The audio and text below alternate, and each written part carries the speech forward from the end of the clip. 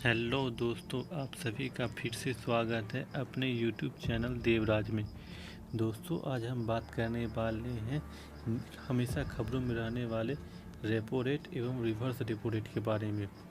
ये दोनों शब्द हमेशा हमें समाचार पत्रों आदि में देखने को मिलती है, लेकिन हम इसे सही तरीके से नहीं समझ पाते। इसलिए आज हम इन्हें समझने का प्रयास करते हैं। दोस्तों, हम समझते हैं कि रेपो रेट जिसे रीपर्चेज एग्रीमेंट के नाम से जाना जाता है, क्योंकि यह ऐसा रेट है जिस पर कमर्शियली बैंक है न सरकारी प्रतिभूतियों को आरबीआई से खरीदती है।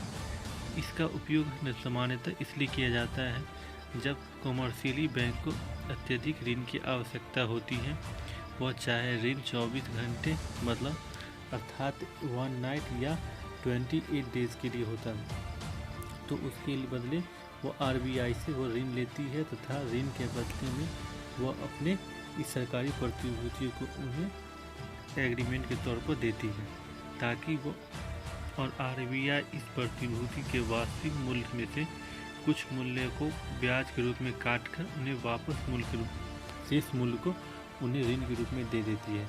क्योंकि कमर्शियल बैंक को जब भी ऋण की आवश्यकता होती है तो वो आखिरी रूप से वो आरबीआई पर ही निर्भर रहता है। इसलिए हम आरबीआई को बैंकों का बैंक भी कहते हैं तथा आखिरी ऋणदाता भी के नाम से भी जानते हैं। तथा आरबीआई के द्वारा दिए गए ऋण को वह हम आम जनताओं में ऋण को उससे ज़्यादा ब्याज पर हमें उपलब्ध कराती है, जिससे हम अपनी काम की वस्तुओं में उसे खरीद सकते हैं या किसी वस्तु को ले सकते हैं।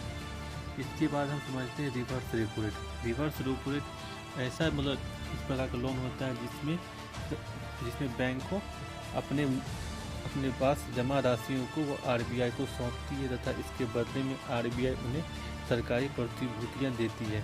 इसलिए इसे रिवर्स रेपो रेट कहते हैं। अर्थात इसे हम सामान्य भाषा में कह सकते हैं कि इसके द्वारा आरबीआई बैंकों से ऋण लेती है, लेकिन सामान्यतः रिवर्स रेपो रेट का दरें हमेशा रेपो रेट की दरों से हमेशा 2% तक कम रहती है, क्योंकि आरबीआई इसकी सहायता से बाजार में तरलता को कम करती है।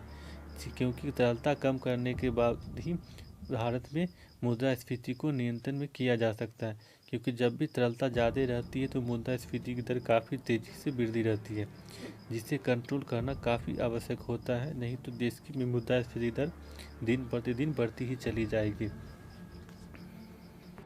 हम ऊपर दिए गए चार्ट में देख सकते हैं, दैनिक भास्कर में प्रकाशित एक चार्ट में दिया गया है, जो वर्ष 2019 से लेकर 22 तक रेपो रेट में हमेशा बदलाव हो जाता है। हर 2 महीने के पश्चात रेपो रेट में आरबीआई इस पर परिवर्तित करती रहती है।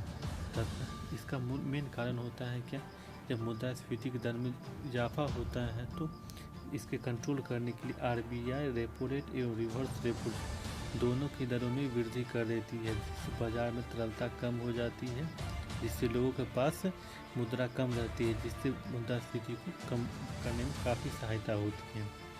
तथा हम 2024 में भी देख सकते हैं कि वर्तमान में रेपो रेट की दरें 6.50 एवं रिवर्स रेपो रेट दरें 3.35 है।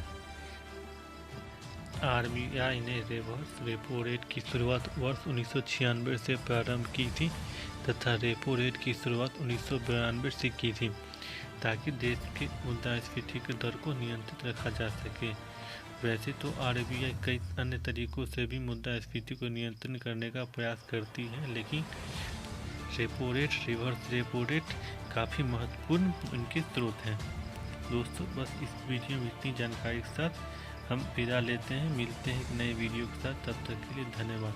अगर आप अभी तक हमारे चैनल को सब्सक्राइब नहीं किया तो प्लीज़ हमारे चैनल को सब्सक्राइब कीजिए और वीडियो अच्छा लगे तो लाइक कीजिए, कुछ कमी दिखे तो कमेंट कीजिए। तब तक के लिए धन्यवाद।